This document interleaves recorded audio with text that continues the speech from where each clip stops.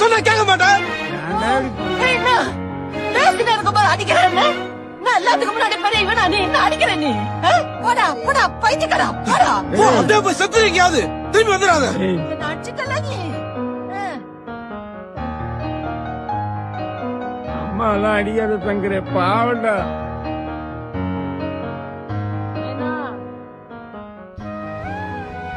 சாப்பிடல நீனா பசிக்குது.